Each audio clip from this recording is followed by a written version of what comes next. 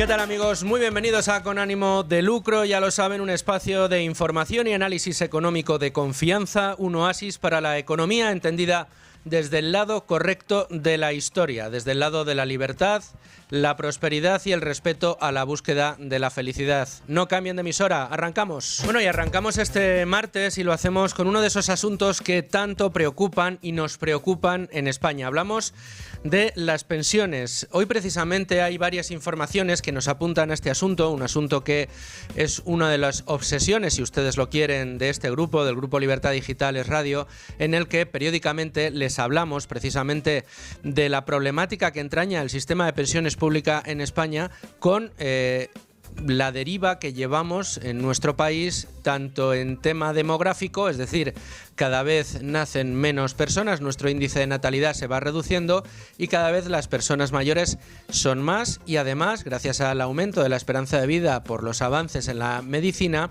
pues resulta que cada vez son más y viven afortunadamente más años. Esto empieza a generar una tensión muy importante sobre el sistema de reparto que tenemos en España y que funciona casi igual, también nos lo han oído decir muchas veces, que funcionan los sistemas piramidales, las estafas piramidales, según las cuales no es que el dinero que meten los nuevos usuarios permite rentabilizarlos para que reciban sus beneficios en el futuro, sino que son los ingresos que hacen las nuevas altas en esos sistemas, en esos esquemas piramidales, los que les pagan precisamente esas rentabilidades a los primeros que entraron, con lo cual no se produce rentabilidad, no se multiplica el dinero, sino simplemente se va yendo de los nuevos que entran a los primeros que entraron en el sistema. En este caso es igual.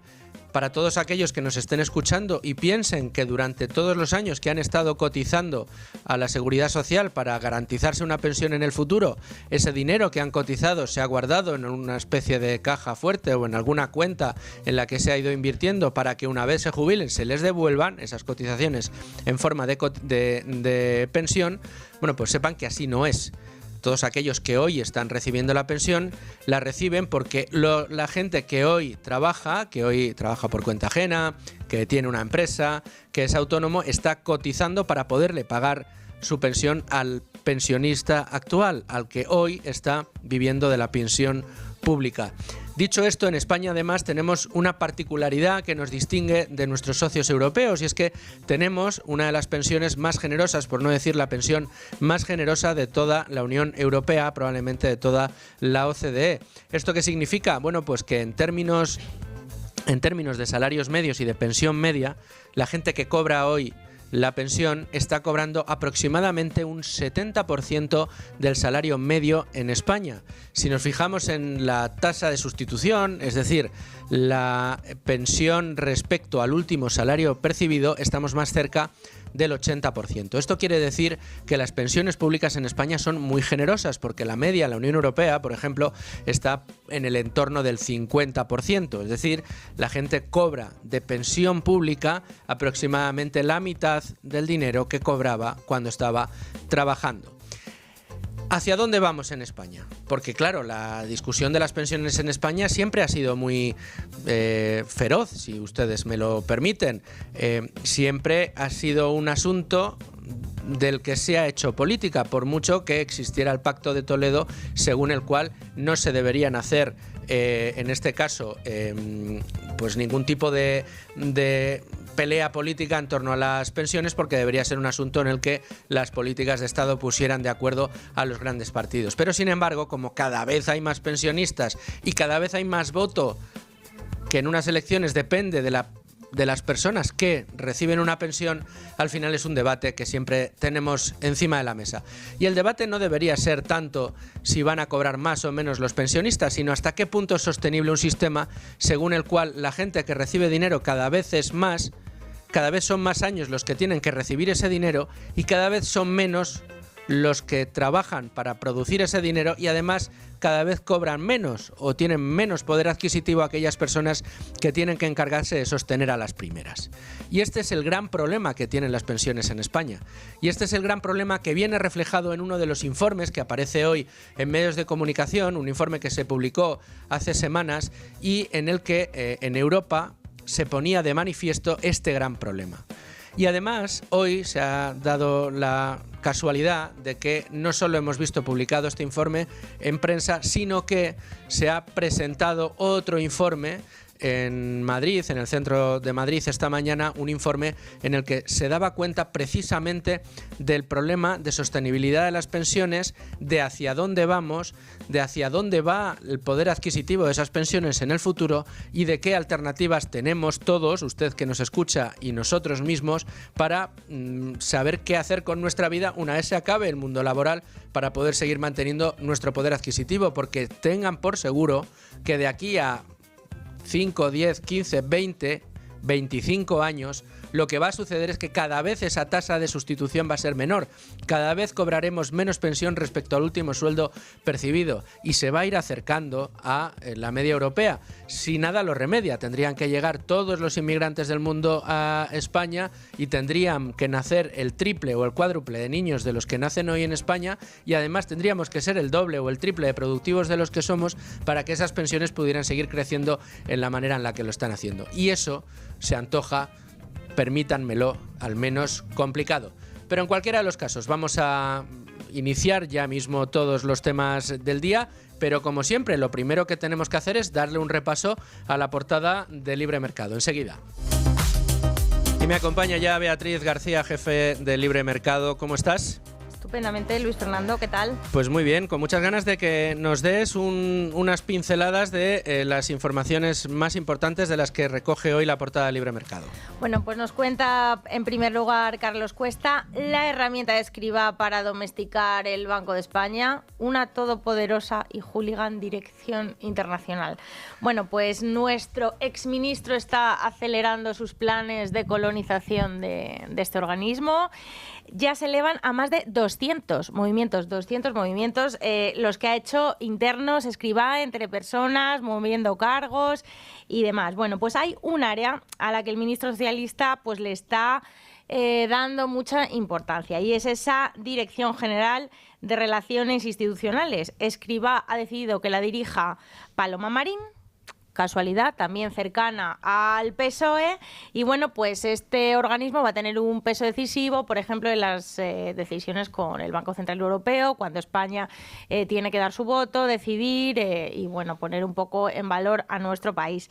Y bueno, pues ya se suma, ya tenemos el banco bien colonizado por parte del PSOE, tenemos al ministro, exministro Escrivá, exministro de Seguridad Social y de Transición Digital. Tenemos a Escrivá a los mandos, como número 2 a Soledad Núñez, cercana a Zapatero, socialista de PRO.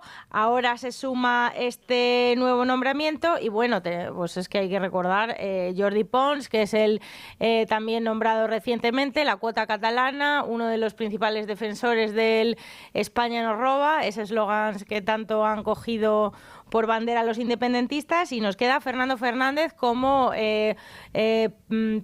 persona cercana al PP o posible barrera a este virus socialista que ahora mismo pues se ha infectado a toda la cúpula del Banco de España. Casi podríamos decir Fernando Fernández, el último de Filipinas, el último que queda ahí que no profesa una religión socialista o sanchista, ¿no? Porque aquí ya es obediencia al líder. Madre mía, la que nos espera en este Banco de Sánchez, más que Banco de España, que si sigue llamándose Banco de España es porque todavía está ahí Fernando Fernández, que no nos va a decir, no nos va a dejar que digamos que es el Banco de Sánchez, aunque es evidente la colonización que han hecho y bueno, pues ese ejercicio de soberbia institucional según la cual pues han colonizado, como bien contábamos hoy, el libre mercado. Dame otro titular.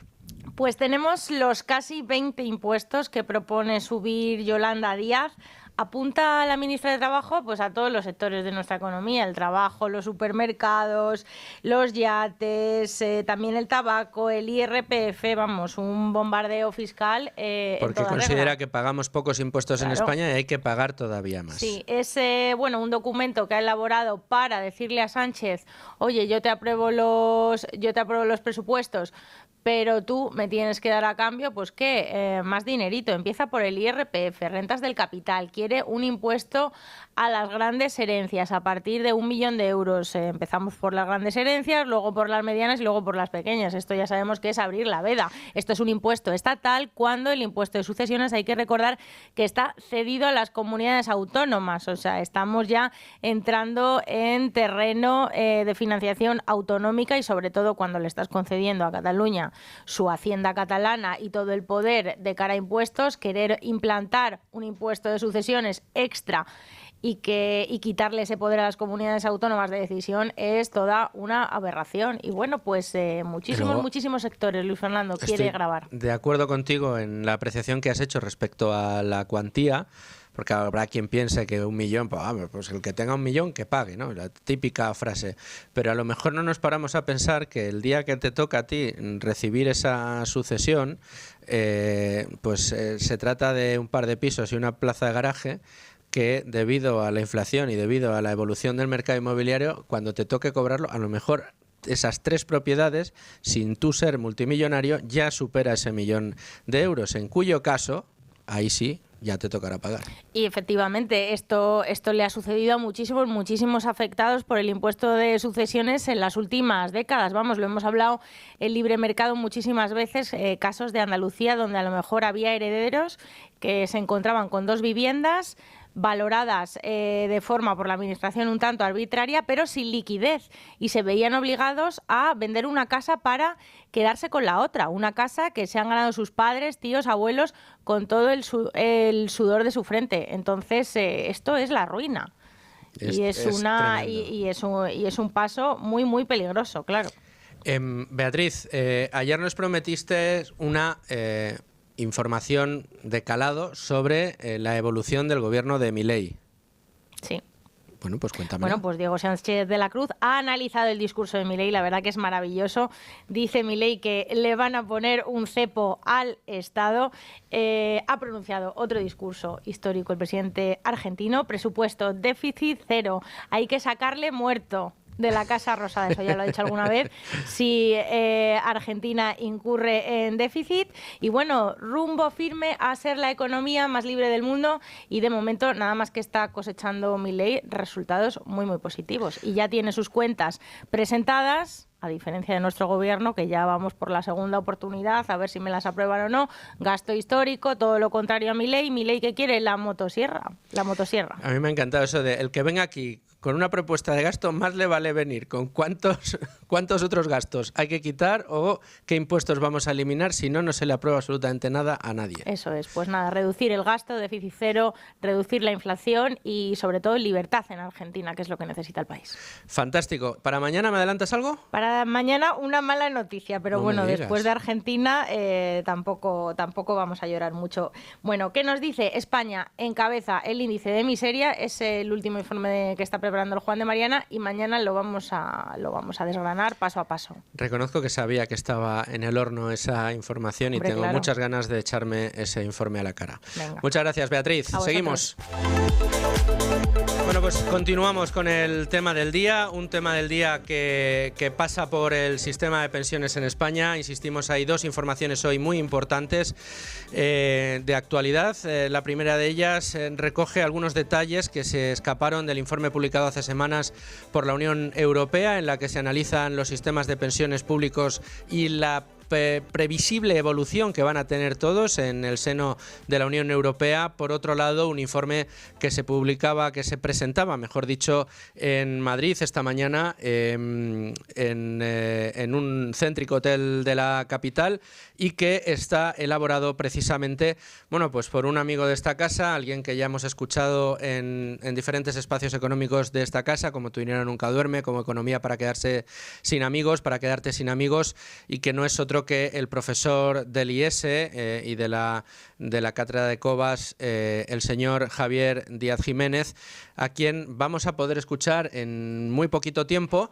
Pero antes vamos a ir desgranando, si te parece, Rubén Folguera. ¿Cómo estás, Rubén? ¿Qué tal? Buenas tardes. Bueno, pues si te parece, decía, vamos a empezar a desgranar algunos de los aspectos más destacados de ese informe, que vuelve a estar de actualidad. Es verdad que se publicó hace unas semanas, pero se se quedó extraviado un asunto muy importante y que hablaba precisamente, yo hablaba de la tasa de sustitución, ellos utilizan otro ratio que es el de la tasa, o sea, el salario que le va la pensión que va a quedar respecto a los salarios medios en los distintos países.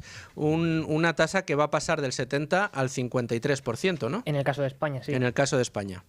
Y luego otros datos de este informe, que realmente es muy extenso, son más de 300 páginas y cabría hablar mucho. Daría para hablar 4 horas. Claro, y para hacer varios programas. Pero bueno, claves que hay que tener en cuenta para conocer cuál va a ser la evolución de los sistemas de pensiones. Bueno, por un lado, la población de la Unión Europea va a aumentar de 450 millones casi que somos en el 22 a 453 millones de personas en el 26 y luego caerá a 432 millones en 2070. Por otra parte, la esperanza de vida va a aumentar en gran proporción. Por un lado, para los hombres va a llegar hasta los 86,1 años y para las mujeres 90,4 en el año 2070. Las proyecciones del informe, claro. Sí, claro. Siempre esto hay que cogerlo con pinzas porque al final las proyecciones... Bueno, son proyecciones. Claro, se basan en modelos matemáticos que luego pues, pueden fallar y muchas veces lo hacen.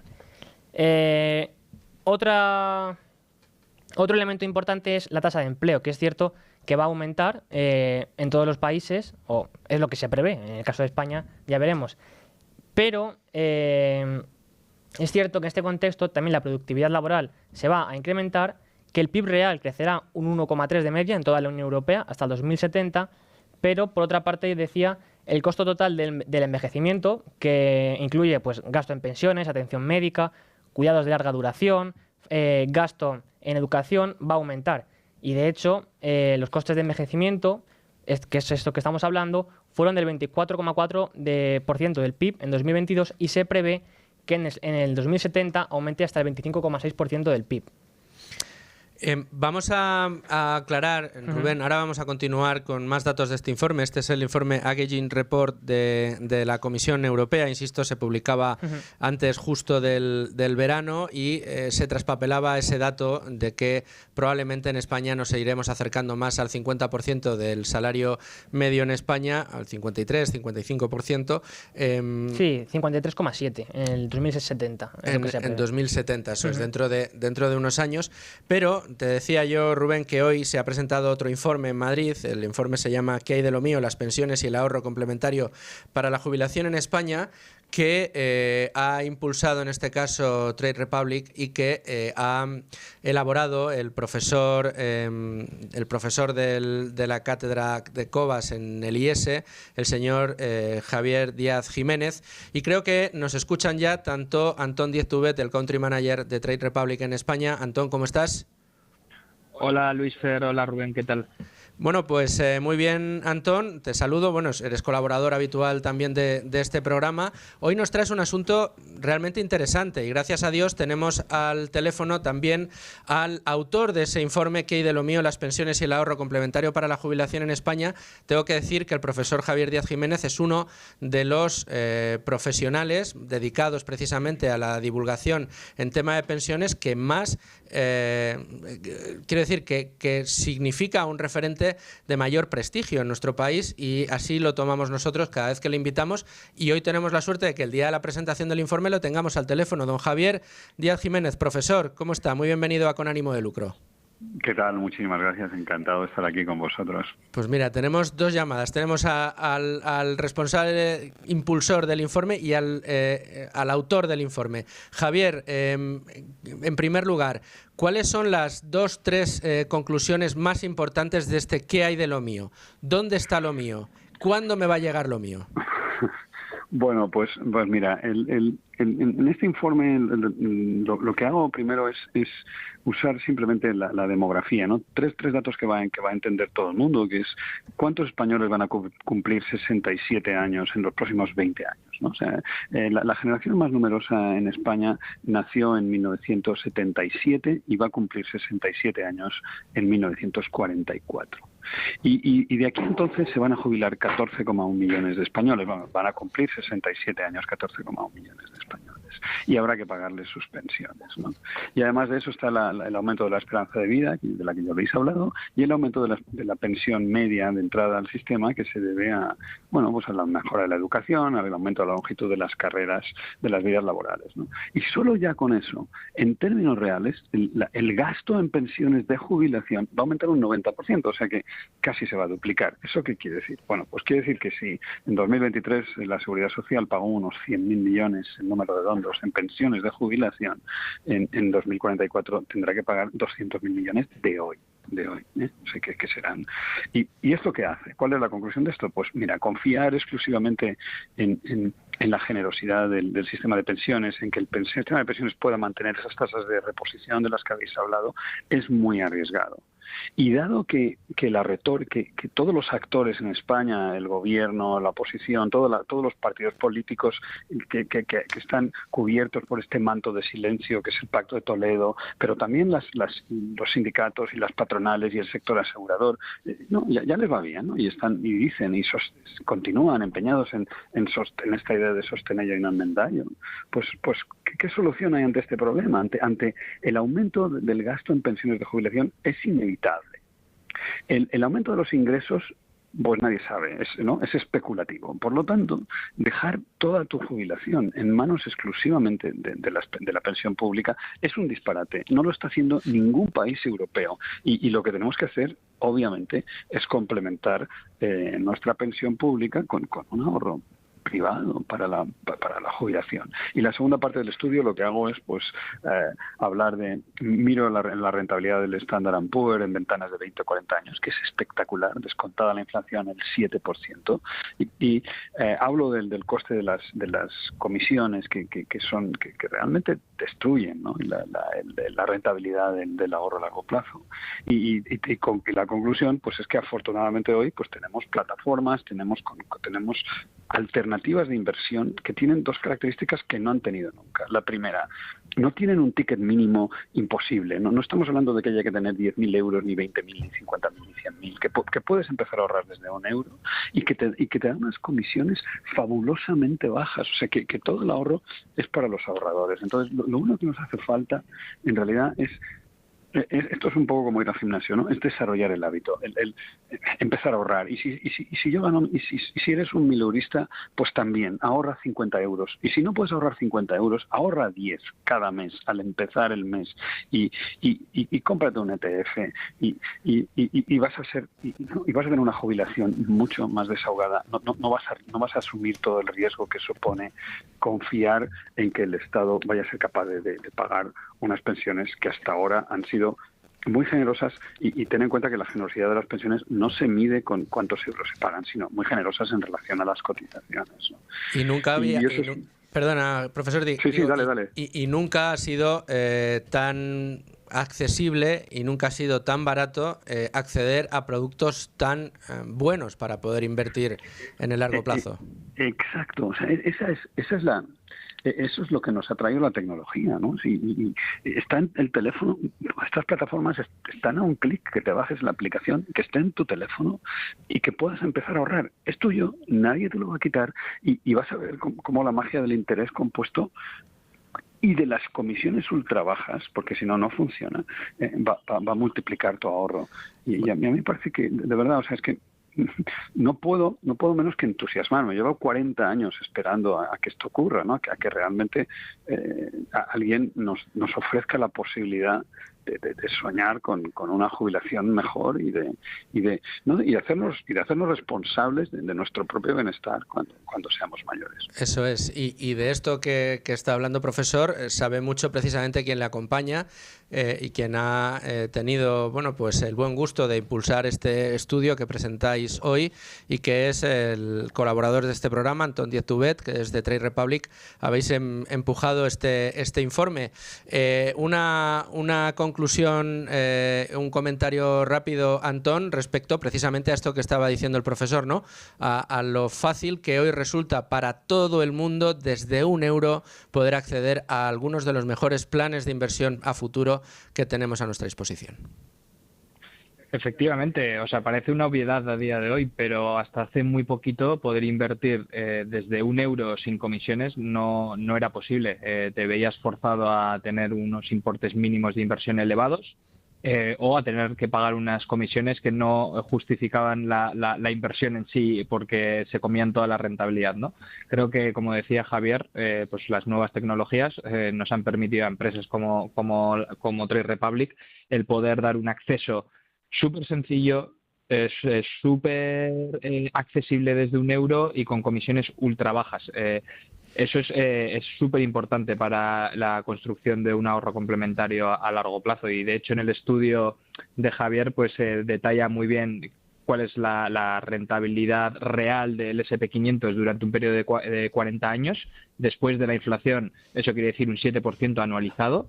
Y si tú a esa rentabilidad del 7% le quitas un 2% de comisión de gestión anual, tu capacidad de acumular patrimonio se reduce en un 55%. Es decir, en lugar de generar un 100% de patrimonio, has perdido un 55% por el camino porque has estado pagando una comisión, por un lado, que luego tampoco te ha permitido beneficiarte del interés compuesto en su total eficacia, ¿no? Entonces, en el estudio detallamos perfectamente lo que puedes sufrir por no invertir a través de los vehículos adecuados y por no ser disciplinado con un enfoque de inversión a largo plazo y con inversiones adecuadas, diversificadas sobre índices mundiales reconocidos. Pues el riesgo de hacerlo mal, dejándote llevar por las recomendaciones de los bancos, etcétera, es muy alto. Entonces, lo que decimos siempre cuando vengo, ¿no? Ser crítico, pero buscar productos de inversión muy eficientes y muy baratos y que no es nada difícil destinar 10, 20, 30 o 50 euros al mes para invertir en un ETF que invierte en la bolsa mundial o que invierte en cualquier índice y esperar que el efecto del interés compuesto y las comisiones muy bajas hagan su efecto. Y en el estudio Javier lo demuestra a la perfección. Antón Díez Tubet, Country Manager de Trade Republic en España, muchas gracias. Profesor Díaz Jiménez, también muchas gracias por querer atender a Con Ánimo de Lucro en el día de hoy. Enhorabuena por ese informe y espero volveros a escuchar muy pronto aquí en Con Ánimo de Lucro. Muchas gracias. Gracias a vosotros. Cuando queráis repetimos. Un abrazo. Bueno, pues después de poder hablar con el profesor, bueno, ya ven, estudio presentado, informe presentado esta mañana, calentito, lo teníamos, ese informe del profesor Díaz Jiménez, y aquí lo tenían con los protagonistas Con Ánimo de Lucro, pero vamos a continuar desgranando ese otro informe, el que ya se publicó, el de la Comisión Europea, y en el que se pone precisamente el énfasis en cómo va a ir perdiendo poder adquisitivo la pensión española, precisamente merced a esos gastos que van multiplicándose. Pero casi te quería preguntar, vamos a ver si más allá del gasto en pensiones, que se estima, que ya ha dicho el profesor Díaz Jiménez, que nos iremos a los más de 200.000 millones de aquí a 20 años, a 30 años, pero a precios de hoy, que probablemente en 20 años no serán 200.000, sino que serán 300 o 400.000 millones.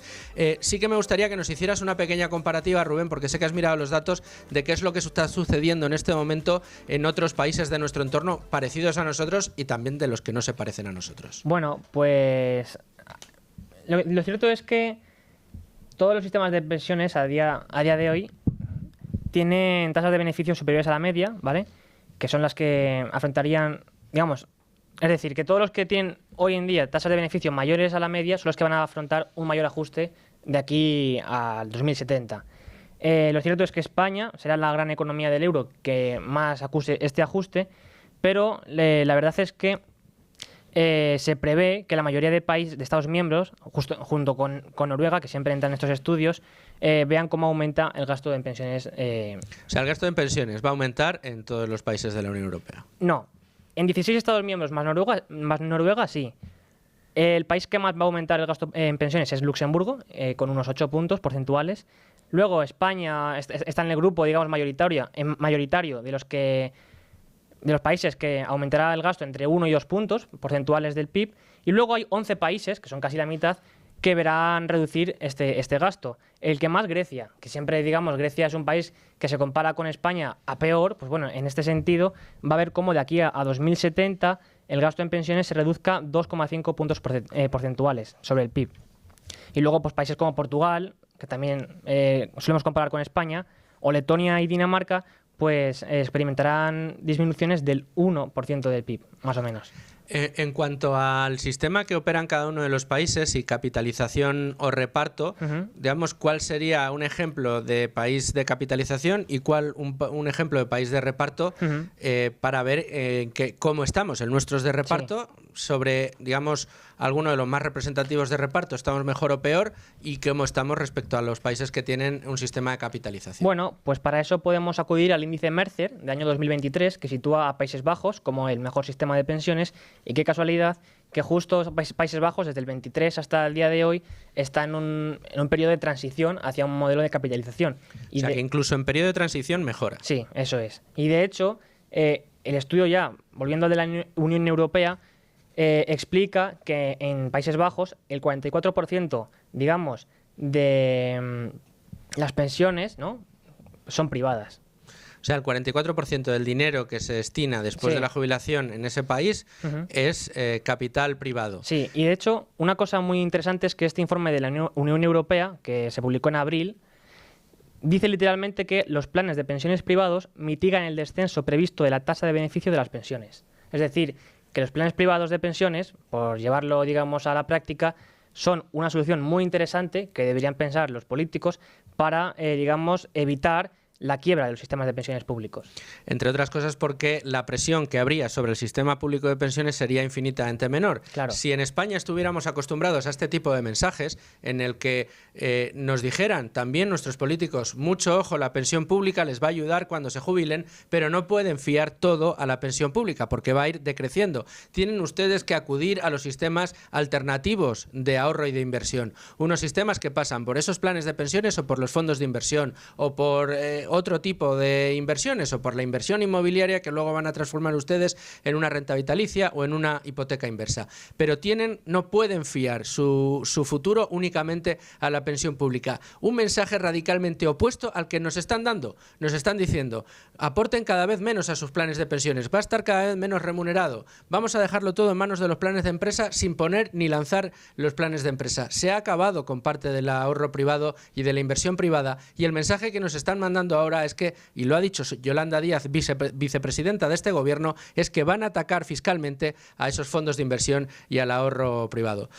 Rubén Folguera, muchas gracias por este análisis que nos has traído. No te vayas muy lejos, vamos a ir ahora con Leticia Vaquero, que ha estado muy pendiente de otro de los asuntos del día, y mantén esos datos encima de la mesa porque vamos a hablar luego con Javier Santa Cruz para que nos dé 4 inputs más sobre esta problemática, este tema del día, que es el de las pensiones. Muchas gracias, Rubén. A ti.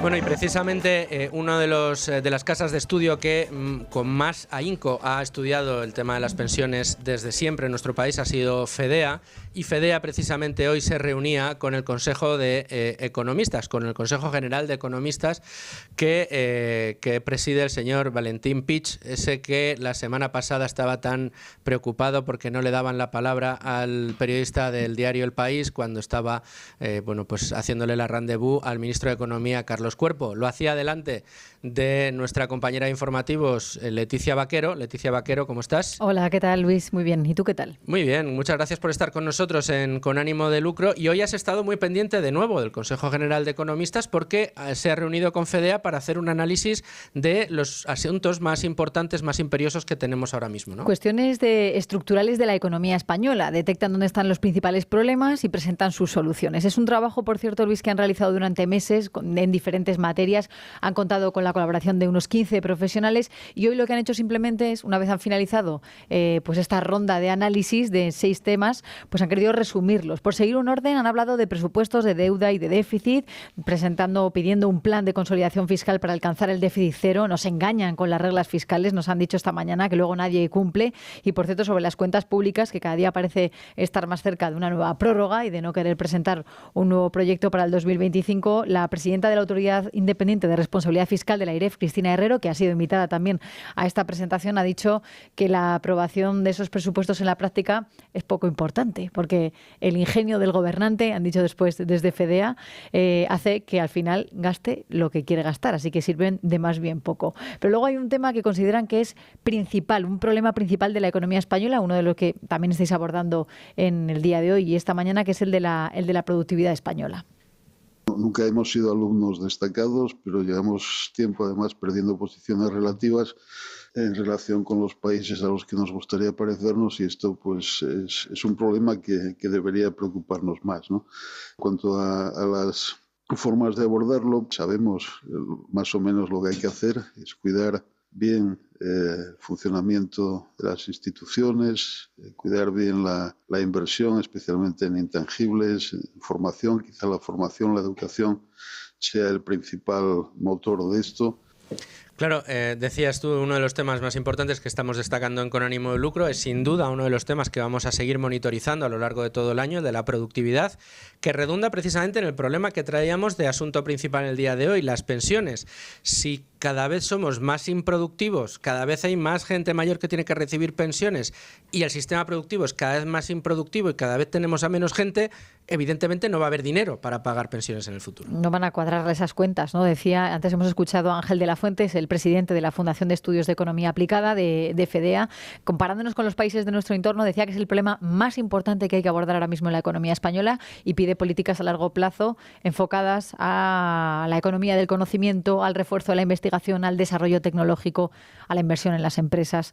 Esto para ellos es lo más importante. Déjame que te cuente, Luis, 3 asuntos principales más, por lo menos 4. Han hablado también de educación, fijándose en indicadores como el informe PISA, que dicen no lo estamos haciendo muy bien, se está descuidando la formación. Va a ser más fácil que nos digan en qué lo hacemos bien, porque desde luego salimos suspensos en casi todas las materias. Es verdad, y además, fíjate, hacían hincapié en el tema de las prácticas. Dice, la FP ha mejorado mucho, pero se han reducido las prácticas en empresas un 35%. Por tanto, esto no nos cuadra, ¿no? Han hablado también de la financiación y la fiscalidad autonómica, falta de la responsabilidad fiscal de las comunidades autónomas. Dicen que están acostumbradas a gastar lo que quieren y luego llega el Estado y las rescata, por tanto hay que hacer algo.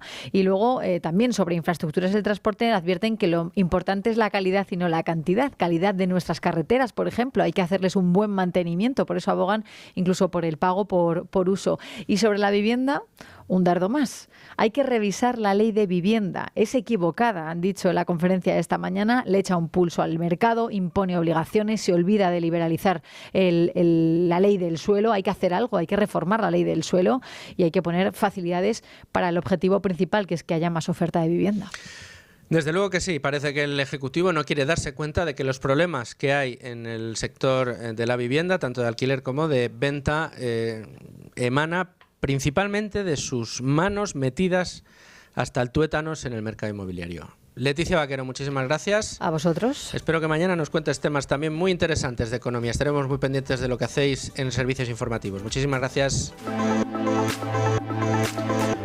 Bueno, pues después de dar un repaso precisamente a este asunto de actualidad que se ha producido también en el día de hoy en materia económica y muy relacionado precisamente con la problemática que hoy nos ocupa, la de las pensiones, con esos 2 informes que les estamos contando. Bueno, pues es tiempo ahora, momento importante de hablar con uno de nuestros expertos de cabecera que nos va a acompañar a lo largo de esta singladura Con Ánimo de Lucro y que no es otro que es amigo de esta casa, profesor de economía también, economista y agricultor, el señor Javier Santa Cruz. ¿Cómo estás, Javier? ¿Qué tal, Luis? Buenos días, ¿cómo estamos? Muy bien, muchas gracias por estar con nosotros en este nuevo proyecto, en esta nueva andadura Con Ánimo de Lucro, en el que nos hemos propuesto, Javier, enseñarle a la gente los asuntos principales de economía y traducirles para que todo el mundo entienda esos problemas que a todos nos preocupan y de los que se empeña el gobierno especialmente en que opinemos lo contrario de lo que los datos nos ofrecen. En este caso estamos hablando de pensiones. Tenemos 2 informes hoy encima de la mesa. El de la Comisión Europea, que se publicó justo antes del verano, en el que se nos dice especialmente, y es el dato que se destaca ahora ahora mismo, que es que esa tasa de sustitución efectivamente se va a acercar más al 50% que al 80% en el que está ahora respecto al último salario, el 70% respecto al sueldo medio, pensión media, sueldo medio, y que se va a acercar más al 50%, insisto, por ciento, dentro de creo que es 40 años digamos el marco que se han fijado. Y por otro lado, el informe que ofrecía el profesor Díaz Jiménez en el día de hoy en un céntrico hotel de Madrid, donde se ha presentado, mejor dicho, este nuevo informe, donde habla precisamente del gasto y de cómo ese gasto creciente va a hacer cada vez más insostenible y desde luego va a convertir la confianza del futuro de los españoles en la pensión pública en una quimera imposible, en la que todos los españoles tendremos que estar mirando pues sistemas, planes complementarios de ahorro y de inversión para no perder poder adquisitivo cuando seamos mayores. Hombre, hablar de pensiones es casi como el día de la marmota, porque lo mismo que estamos diciendo ahora es lo que decíamos hace 1, hace 5, hace 10, incluso, si me apuras, hace 20 años, incluso 30, ¿no? Desde el Pacto de Toledo, incluso antes de la primera reforma de la Ley de Seguridad Social. El problema lo tenemos en un sistema concebido para una pirámide de población muy concreta, donde había una base mucho más ancha que la cúspide, porque son personas que iban entrando al mercado de trabajo, que iban teniendo salarios que empezaban siendo bajos, pero terminaban evolucionando a lo largo del tiempo y terminaban siendo altos hasta llegar a la jubilación, y con esperanzas de vida pues más cortas, más pequeñas que las que en este momento genera la actual situación.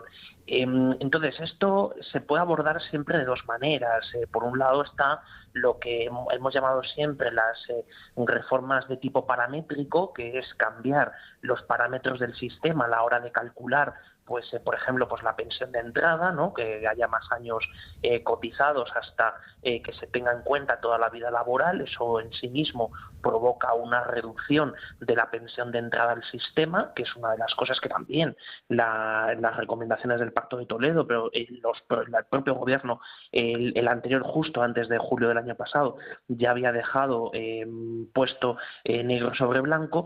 Y luego, obviamente, retrasar la edad de jubilación.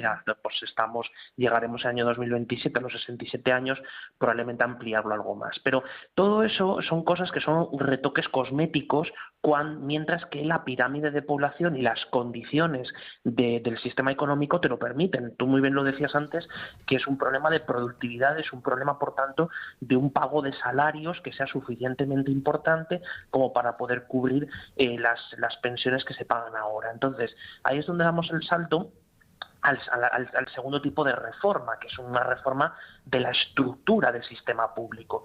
Entonces, si queremos que siga siendo un sistema público de reparto, primero lo que tienes que hacer es limpiar la caja. Es decir, tenemos en este momento una confusión gigantesca entre ingresos, gastos que son contributivos y los que no son contributivos. Es decir, todo esto habría que quitarlos. Y de hecho, en los últimos años se ha empeorado porque se metió dentro del sistema de seguridad social a las clases pasivas, es decir, a los que son jubilados del sector público.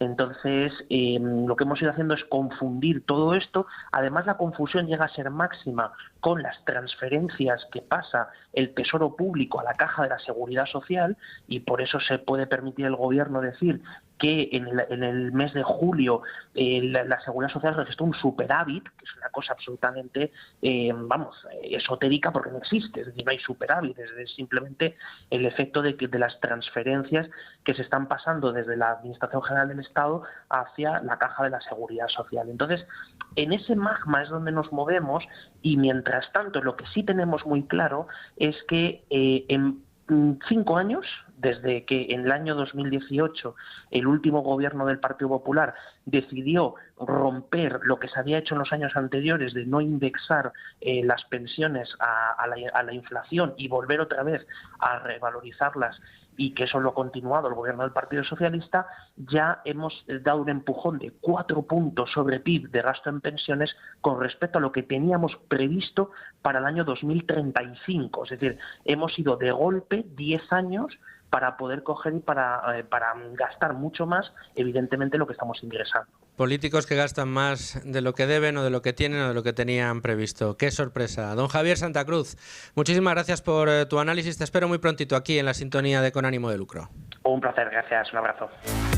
Bueno, y después de este análisis vamos un poquito retrasados de tiempo respecto a nuestro momento habitual de entrar en los mercados, pero lo hacemos ya y además con noticias importantes. Van a ver. Bueno, y decía yo, noticias importantes. Atención a aquellos que todavía no estén prestando atención a los mercados. En este momento el IBEX 35 sube con fuerza un 1,31% según nos muestran las informaciones o la información en directo de la Bolsa Española. 11.734 puntos. Si abríamos en positivo, superando los niveles previos de 2015, ya hemos pulverizado esa cifra. Está el mercado con mucha fuerza creciendo y lo está haciendo sujeto en buena parte a esa sensación de que la Reserva Federal norteamericana pueda mañana certificar esa bajada de tipos de interés ambiciosa. Vamos a ver qué efectos puede tener dependiendo de cuánto puedan rebajar esos tipos de interés, y lo vamos a hacer precisamente con nuestra especialista en esta ocasión, en el día de hoy, para hablar de mercados. Es una amiga del programa, la conocen todos aquellos que han seguido y que siguen Tu Dinero Nunca Duerme. Hablo de la responsable del Departamento de Relación con Inversores de Tres Mares Capital, Verónica Llera. Verónica, ¿cómo estás? Hola Luis Fer, muy bien, ¿y tú? Bueno, pues muy bien, mirando las pantallas del mercado, viendo cómo avanza en este momento el IBEX 35, y casi la primera pregunta es, ¿cómo lo ves tú? ¿Cómo lo veis ahora mismo desde tu casa, desde Tres Mares, ese rally alcista en la bolsa española? Yo sé que no miráis ni os detenéis en el corto plazo, sino que tenéis una mirada más a largo, pero en cualquiera de los casos, rally alcista el que estamos viendo estos días en el IBEX 35. Sí, a ver, sin duda, no solo estos días, que es verdad que a lo mejor es una subida más vertical, pero a excepción del susto que tuvimos a principios de agosto, que también fue un incremento de la volatilidad generalizada en todo tipo de índices, la recuperación, el comportamiento en general, lo que llevamos de año, la recuperación en concreto que ha tenido el IBEX 35 ha sido muy superior a la de sus homólogos europeos, que bueno, no siempre ha sido así, ¿no? En muchos años nos hemos quedado en la historia de que el IBEX 35 siempre ha estado un poco a la cola, y esto no está siendo algo de este año 2024. Ya llevamos unos cuantos años donde el comportamiento del IBEX sí que ha resaltado por encima de otras plazas europeas. Y bueno, pues aquí además en concreto en lo que estamos viendo en este ejercicio, lo bueno, lo más positivo es que está siendo acompañado por la gran mayoría de los componentes del índice y por supuesto los que más peso tienen, ¿no?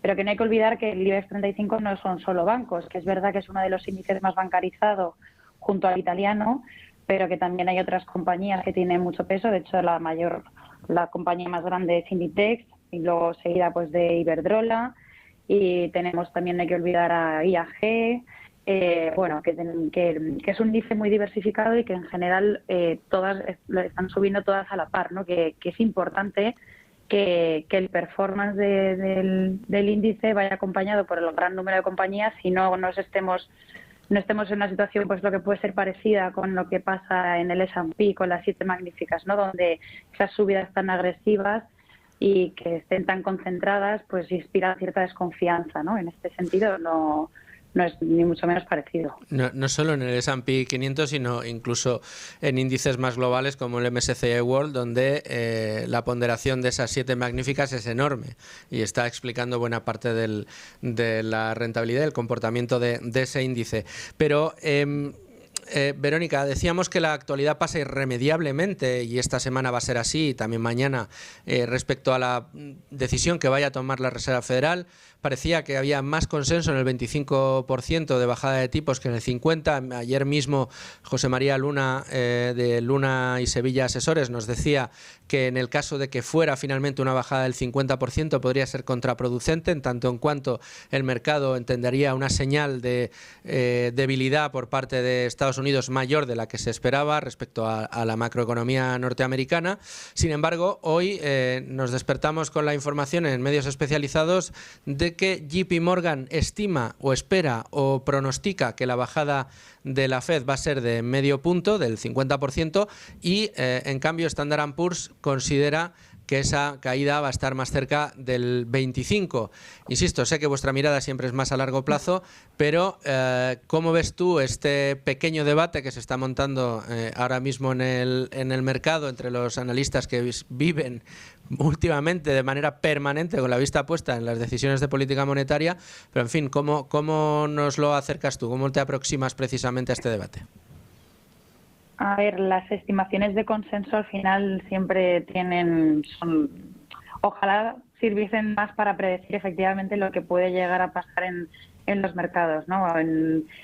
Yo creo que al final basarse tanto es el intentar identificar qué es lo que va a hacer la Reserva Federal esta semana y más a lo mejor en esta situación en concreto, pero es como tirar una moneda al aire. Es decir, al final sí que estamos viendo que los mercados esperan que haya una Fed más agresiva y están descontando probablemente cada vez más un recorte más tirando al medio punto, y se ha visto reflejado en el comportamiento de los bonos, ¿no?, en la debilidad del dólar.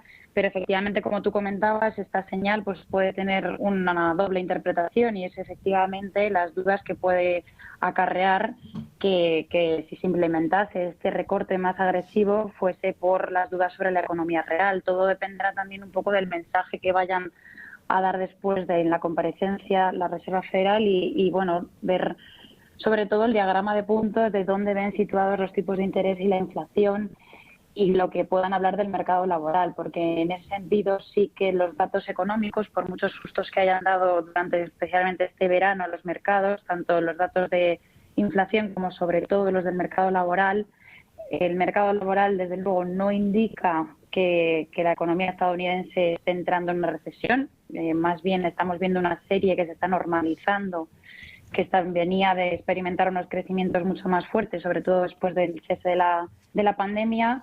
Y la inflación, pues sí, estamos confirmando que se está desacelerando, sobre todo el índice general, pero la subyacente vemos que sigue fuerte, que está por encima del índice general.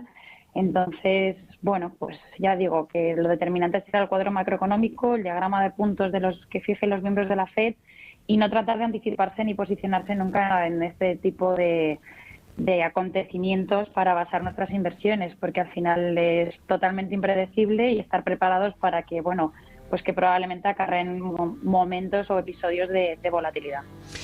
Verónica Llera, de Tres Mares Capital, responsable de relación con inversores, muchísimas gracias por estar con nosotros y acercarnos de manera legible todo lo que sucede en el mercado. Muchas gracias a vosotros. Bueno, y entramos en terreno de secciones, y siendo martes hay que inaugurarlas como cada semana con Domingo Soriano. ¿Cómo estás, Domingo? ¿Qué tal, Luis Fernando? En este espacio, Domingo, en el que nos hemos propuesto repasar los asuntos más importantes de tus pizarras, las pizarras de Domingo Soriano, que para todo aquel que todavía no lo sepa, las puede encontrar muy sencillo en nuestra plataforma, en Es Radio, en Libertad Digital. Si quieren, es muy sencillo. Teclean en cualquier buscador la pizarra de Domingo Soriano y ahí le aparecen todas las pizarras que lleva años haciendo aquí Domingo Soriano con nuestra compañera Nuria Richard. Pizarras en las que Domingo periódicamente vuelve a temas que le preocupan y mucho. Y si hay algún tema de economía que le preocupa a Domingo Soriano, es como para que nos preocupe a todos. Y uno de estos problemas, en alguno de tus artículos también lo decías, Domingo, puede llegar a ser quizá el problema más importante que sufre nuestra economía, que es el de la productividad. Hace poco, en un artículo que publiqué yo mismo, y perdón por la autocita, en Libertad Digital, en Libre Mercado, repasaba un poco los datos que tú también recogías en otros artículos tuyos, y me empezaba a remontar años atrás, a ver desde cuándo llevamos cayendo en productividad. Y es que son casi 30 años de caída en productividad ininterrumpida, de una manera persistente.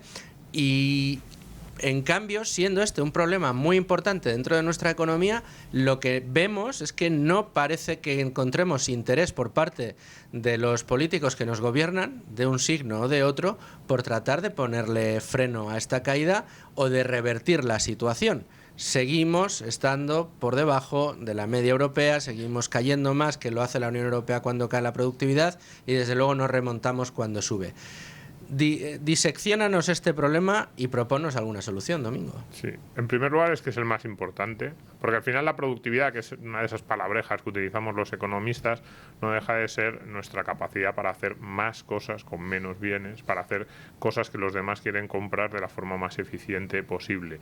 Y efectivamente llevamos 25 años estancados en términos de productividad, y eso es lo que genera todas las demás preocupaciones que tenemos. Cuando decimos, no, el mercado laboral no va muy bien, no, es que nuestros salarios en España en comparación con otros países son bajos, es que las empresas españolas no crecen, es que no tenemos pues grandes empresarios, más allá de algunas excepciones como Amancio Ortega o Juan Rocho, pero parece como que nos cuesta.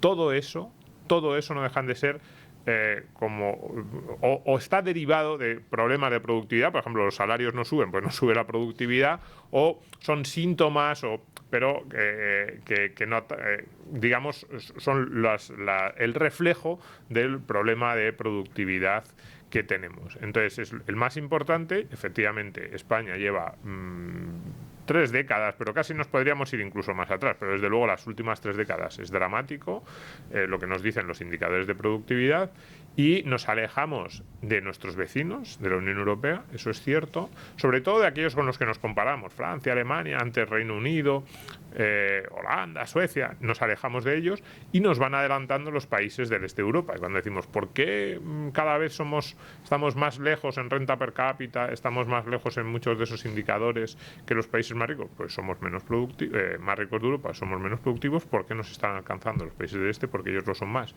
Con una derivada, además, y es que Europa no lo está haciendo especialmente bien. O sea, no es que estemos perdiendo pie con los campeones del mundo de generación de riqueza en las últimas 3 décadas. Si hay algún continente que está teniendo problemas de productividad es en Europa. Pues bien, dentro de ese continente, España es iba a decir, el farolillo rojo. Sí, no el farolillo rojo. Ahí probablemente los griegos, si hay algún griego escuchando, dirían que nosotros estamos peor. Y algún italiano que nos esté escuchando también dirá, oye, que nosotros... Y es verdad, pero está Grecia, es verdad, es el que peor lo ha hecho en las últimas 3-4 décadas. Y luego España e Italia ahí disputándose el segundo peor puesto por la cola. Pero, claro, explicado así, Domingo, cualquiera podría llegar a pensar que, bueno, pues que es una maldición bíblica que nos ha caído, que pues ya está, son 30 años cayendo y seguimos cayendo, pues no sé, es que nos ha mirado un tuerto, o es que, en fin, que hemos tenido muy mala suerte y tenemos que vivir con eso. ¿Es fruto de la casualidad? ¿Es fruto de una maldición que nos ha caído encima desde hace más de 30 años? ¿Por qué? Incluso podría haber gente que pensara que es una cuestión cultural o sociológica, ¿no? Vemos pues los países del sur, los mediterráneos, pues fíjate, hemos dicho Grecia, Italia, tampoco Portugal le va especialmente bien. Yo siempre digo, no es así. Esos países, todos ellos, lo hicieron espectacularmente bien en el pasado. Miremos el milagro económico italiano después de la Segunda Guerra Mundial, miremos el milagro económico español en los 60 y comienzos de los 70. Miremos, por ejemplo, otro país que siempre se despreció, como Irlanda. Igual. Mira, Irlanda siempre me gusta a mí ponerlo de ejemplo. Claro, un país católico ahí en la periferia de Europa, que siempre parecía que miraba con cierta envidia y a distancia al vecino rico, pues igual que nosotros a veces miramos a Francia, Alemania, como, ay, nos gustaría ser como ellos, parecía que los irlandeses con Reino Unido, y de repente se pusieron a hacer las cosas bien los irlandeses y se pusieron a crecer, a generar riqueza, y todas esas cuestiones culturales que a veces se les achacaban de, no, es que claro, los irlandeses no van a ser como los ingleses, pues ahora son los ingleses los que miran a mucha distancia a los irlandeses, que son mucho más ricos que ellos. Pues un poco lo mismo en España, ¿no? Por supuesto, no es algo ni cultural ni es producto de la suerte, es que hemos hecho las cosas mal desde el punto de vista legislativo, normativo. Tenemos una legislación, yo creo que el principal problema es de rigidez de la economía española. Es decir, cuando decimos, ¿cuál es? ¿Qué es una economía rígida? Una economía rígida es una economía que no permite que los factores productivos vayan allí donde van a ser más eficientes.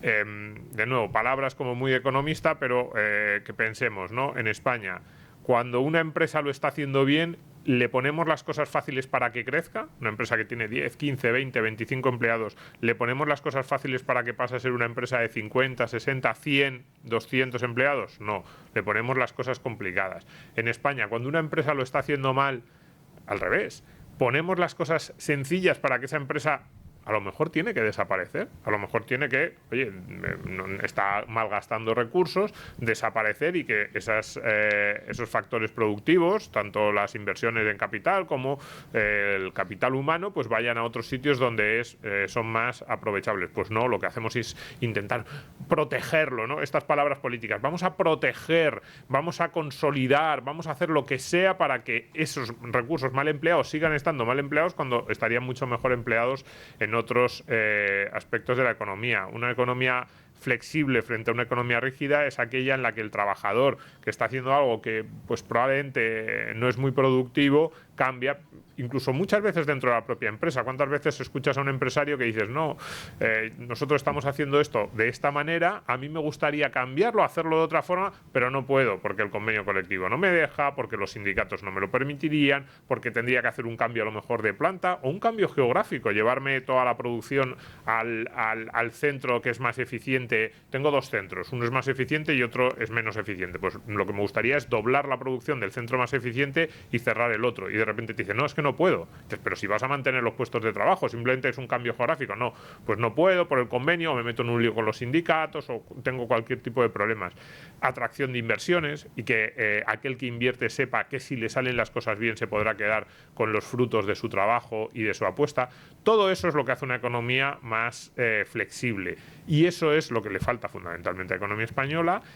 Por eso yo creo que no somos productivos. Luego también habría otros motivos, ¿no? Pues uso de la tecnología eficiente. Pero yo creo que con una economía más flexible, de repente empezaríamos a utilizar también mejor la economía, atraeríamos gente que sabe. Tecnología, dices. ¿Perdón? Sí, digo que empezaríamos a utilizar mejor la tecnología. Sí, la tecnología. Utilizaríamos mejor la tecnología, atraeríamos inversiones, cada uno, pero básicamente la idea es que cada uno trate de hacer aquello en lo que es más eficiente, mientras que en España llevamos ya muchas décadas simplemente tratando de cuidar lo que tenemos, mirando mucho más hacia el pasado que hacia el futuro. Y esos son los problemas de productividad que tenemos y ese es el estancamiento. Yo siempre digo que España no es un país que tenga pinta de que va a acabar tipo Argentina pre-Milei o Venezuela, pero sí Italia. Pensemos en Italia, yo siempre me gusta mucho ese ejemplo. ¿Por qué? Italia en los años 60 y 70 era un país cada vez más rico y que a finales de los 70, principios de los 80, miraba a Alemania como el objetivo, el modelo que quería alcanzar. Y es verdad, estaba muy cerca. Y de repente se empezó a separar, lleva 4 décadas de estancamiento. Ya Italia no solo no mira a Alemania, sino que mira más un poco a los países del este. Pues nosotros somos Italia con 20 años de retraso. Bueno, con este panorama que has pintado, solamente una cosa y muy rápida, contéstamela en 2-3 palabras. ¿Cuál sería la medida que tomaría Domingo Soriano para tratar de empezar a arreglar este problema? Menos regulación.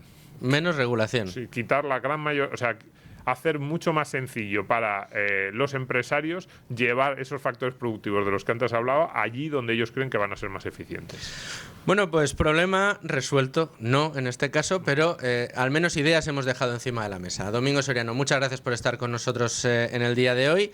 Te espero muy prontito, de vuelta aquí, la semana que viene con más pizarras. Con ánimo de lucro, con Luis Fernando Quintero.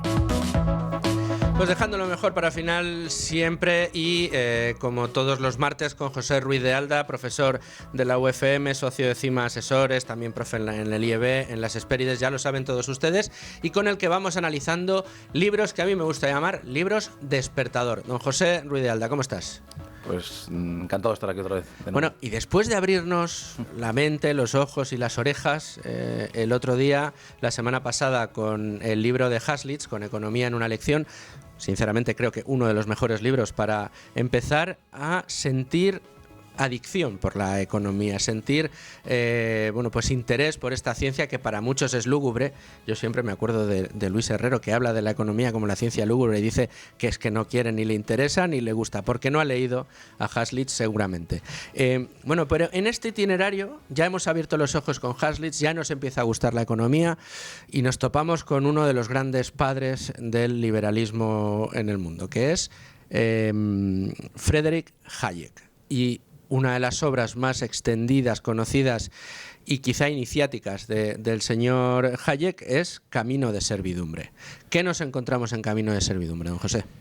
Bueno, pues Camino de servidumbre es un libro de Hayek de la primera etapa, de los años 40, si no me equivoco, creo que está escrito en el 44, y es un libro en el que, digamos, es una crítica al socialismo, pero más ampliamente que al socialismo, al colectivismo, ¿no? Al final, pues, el socialismo lo considera una tipología de colectivismo concreta y te explica las implicaciones negativas que tiene el colectivismo en la sociedad, y siempre enfocado en términos económicos principalmente, ¿no?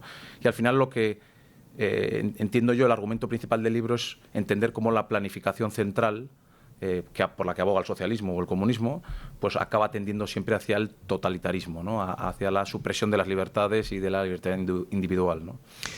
Y además lo hace de una manera, pues de nuevo, como sucedía con Haslitz, poquito a poco nos va introduciendo y nos va abriendo la mente en este sentido, porque claro, uno dice, hombre, en las dictaduras comunistas evidentemente no hay libertades. Ahí está Corea del Norte, ahí está Cuba, ahí está Venezuela, ahí estaba la Unión Soviética, pero de repente nos encontramos con que los defensores todavía hoy de tesis socialistas, comunistas, cuando les sacas estos temas siempre te dicen que es que aquello se hizo mal, que aquello se hizo con errores, que era un sistema político poco entendido.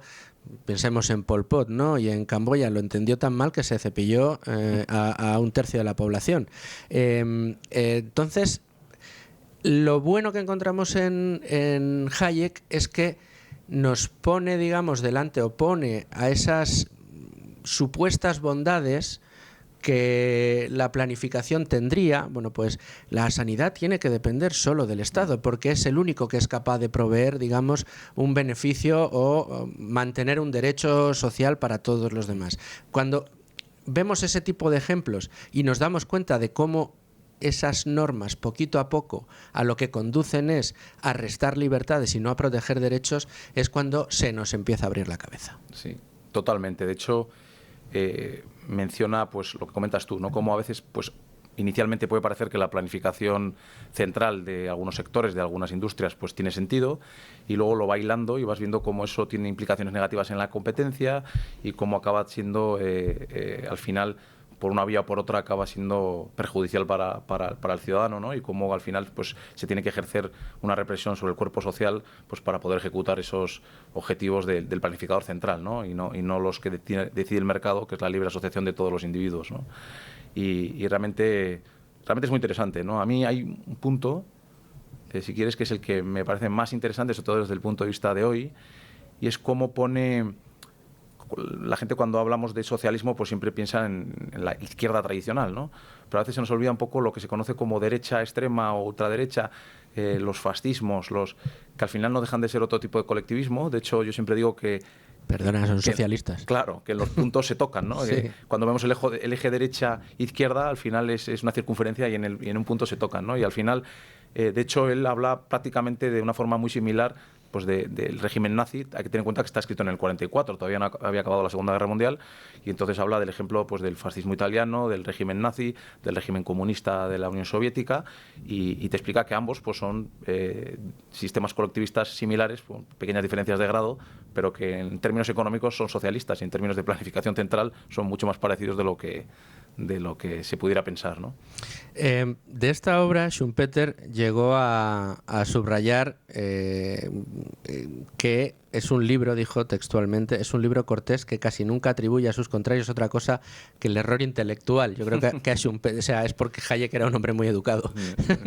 No quería atribuir mala fe en aquellos que no pensaban como él o que están dentro de del pensamiento único, podríamos decir. ¿Por qué, José, y a la luz de Haslitz o de Hayek, ¿no? de las enseñanzas de estos libros, por qué dirías tú, y aquí ya te pillo una opinión personal de algo que pasa, ¿por qué crees que las universidades, en España al menos, y me consta que sucede en otros países, cuando enseñan economía, siempre se fijan en el modelo neoclásico? ¿Por qué Keynes sigue tan vivo después de que pensadores y premios Nobel, porque Hayek lo tuvo en el 74, no han tenido mayor predicamento y salvo que tengas la suerte de encontrarte en una universidad con un profesor como Bastos o Jesús Huerta, ¿no? Aquí en Madrid, en la Rey Juan Carlos, van siempre por ese mismo carril. ¿Por qué crees que sucede? Es una buena pregunta, ¿eh? La verdad es que nunca me lo había planteado así. Hombre, hay un punto que tiene que ver con otro libro de Hayek, que es La fatal arrogancia. ¿Cierto? Que es que al final las élites, pues eso de entender que el mercado por sí solo se regula mucho mejor que ellos planificando, pues es algo que realmente es difícil de asimilar. Entonces hay que tener en cuenta que muchas universidades están muy intrincadas con lo que son los estados y lo público, e históricamente lo han estado. Entonces realmente creo que existe un poco la arrogancia intelectual de pensar que un gran economista puede planificar mejor que el propio mercado, adaptándose constantemente a las situaciones, ¿no? Entonces yo creo que hay que ser consciente de las limitaciones de un economista y de un planificador. Hayek es perfectamente consciente, básicamente te dice que siempre va a ser ineficiente. Y por tanto hay que dejar el mercado un poco a lo que Sánchez criticaba el otro día, que era la mano invisible del mercado que no soluciona todo, ¿no? Normalmente cuando no lo solucionas porque realmente no hay una mano invisible y está... Claro, porque hay una visible que es la del Estado, que es la que va dirigiendo. Sí. Pero yo creo que tiene que ver con eso, tiene que ver con la fatal arrogancia de las élites económicas, políticas, pues que al final creen que ellos pueden hacerlo, aparte de lo tentador que es, ¿no? Ser capaz de definir el futuro del resto del... Fíjate, en esto de lo de los fallos del mercado hay alguien que lo ha teorizado mucho, que todos conocemos, que es el profesor Milei, ahora presidente de la República Argentina, y a mí me hace mucha gracia porque con su vehemencia, esta que le caracteriza y esa energía que tiene a la hora de defender sus postulados siempre, tiene una parte muy, muy curiosa cuando defiende su teoría sobre los fallos de mercado. Su teoría es que no existen los fallos de mercado, y es analice usted lo que considera fallos de mercado y verá siempre la mano del Estado detrás de ese fallo.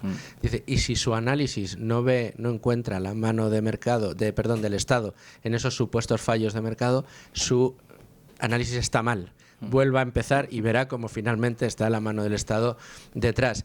Decías tú, la fatal arrogancia, que es otro de los libros de Hayek que seguro analizaremos en esta sección, hablaba de la arrogancia de que un economista pueda llegar a planificarlo todo, un planificador, no digamos ya un Estado. Es que parece que por el hecho de ser el que preside el gobierno y el que dirige las instituciones, tiene que ser el que mejor sabe dónde destinar los recursos y cómo administrarlos, cuando al final las decisiones basadas en el libre albedrío de todos los operadores en el mercado son los que se van, digamos, en la búsqueda del sacrosanto beneficio, alineando para resolver problemas, para facilitar las cosas, y no hay más que ver cómo en las sociedades libres, en las sociedades donde más libertad de mercado ha habido, son aquellas en las que más hemos prosperado. Para aquellos que piensen que hoy se vive peor que hace 30 años, piensen cómo vivíamos hace 30 años, las comodidades que teníamos o no, las facilidades que teníamos de acceso a información. Es verdad que hay cosas que han cambiado, pero la humanidad ha ido mejorando. Sí, y eso es incuestionable. De hecho, cuando Hayek escribe este libro, y lo que hace es criticar la planificación central, obviamente siempre lo plantea desde un punto de vista de que quien lo planifica es bien intencionado y quiere realmente mejorar la vida de los ciudadanos. Ya si metemos el factor política a corto plazo e intereses ya espurios, estamos hablando ya de otra cosa totalmente diferente, porque muchas veces ya ni siquiera están bien intencionadas las políticas, ¿no? Por ejemplo, lo vemos actualmente con el interés de los políticos de tener la sociedad más dependiente posible, ¿no? Celebrar cuanta más gente tenga un ingreso mínimo vital es algo para celebrar, en vez de ser algo que todos en nuestro hogar, pues nos daría pena que nuestros hijos fueran dependientes y no independientes, ¿no? Bueno, es que tenemos a un gobierno que está súper contento y pidiendo además que todo el mundo aplauda que el que cobra el salario mínimo en España es el salario medio. O sea, perdón, es clase media. O sea, perdona. O sea, vivimos en un gobierno que el que menos cobra ya es la clase media. Hombre, estamos pues eso, errando el tiro y viviendo ese camino de servidumbre que al final es al que conducen esas ideas, esa filosofía política socialista, en este caso intervencionista y alejada de los postulados del libre mercado, que allá donde se han llevado a cabo ha traído más libertad y más prosperidad. José Ruiz de Alda, una nueva semana, un nuevo libro. La semana que viene, ¿con qué nos vas a sorprender?